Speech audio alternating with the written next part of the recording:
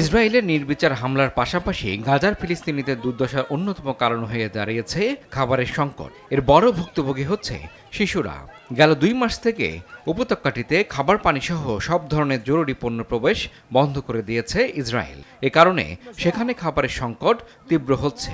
11 সপ্তাহ অবরোধের পর সম্প্রতি সীমিত আকারের খাবার প্রবেশ করতে দেয়া হলেও তা ঠিকমতো হাতে পাচ্ছেন না গাজাবাসী। খাবারের অভাবে উপত্যকাটির অনেক ত্রাণ সরবরাহ কেন্দ্র বন্ধ হয়ে গেছে। গাজায় প্রতিদিন অন্তত 500 ট্রাক করে ত্রাণ প্রয়োজন বলে জানিয়েছে জাতিসংঘ। তবে ইসরায়েলের দেয়া হিসাব অনুযায়ী উপত্যকাটিতে 107 ত্রাণ প্রবেশ করেছে। এসব ট্রাকের কয়েকটি লুটও হয়েছে বলে জানিয়েছে বিশ্ব খাদ্য কর্মসূচি WFP। সংস্থাটি বলছে, মানুষের ক্ষুধা নিরসনে ইসরায়েলকে আরও দ্রুত ও বেশি পরিমাণে ত্রাণ গাজায় প্রবেশের অনুমতি দিতে হবে। সানবিট সব দিবে সামাল। সানবিট ম্যাজিক প্রেস ডিশওয়াশিং এর মাথা ঘোরানো সলিউশন।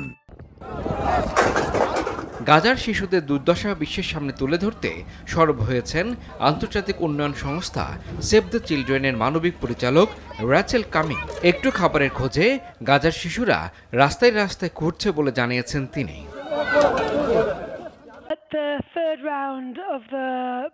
প্রতিদিন আমি দেখি খাবারের খোঁজে খালি পাত্র হাতে নিয়ে রাস্তায় রাস্তায় ঘুরছে শিশুরা। একটু পানির জন্য বোতল নিয়ে ছুটছে তারা। মায়েরা আমাদের বলছেন কিভাবে তারা সন্তানদের বাঁচিয়ে রাখার জন্য লড়ছেন।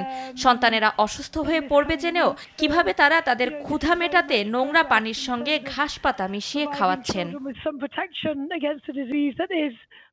বলা হচ্ছে, ইসরায়েলের হামলা শুরুর আগে গাজা কেবল বাইরের ত্রাণের উপর নির্ভরশীল ছিল না, সেখানকার বাসিন্দারা চাষাবাদও করতেন। জাতিসংঘের স্যাটেলাইট কেন্দ্র UNOSAT ও খাদ্য ও কৃষি সংস্থা FAO এর তথ্য অনুযায়ী গেল মাস পর্যন্ত গাজার 15,053 হেক্টর কৃষিজমির মধ্যে 12,537 হেক্টরই ইসরায়েলের হামলায় ক্ষতিগ্রস্ত হয়েছে।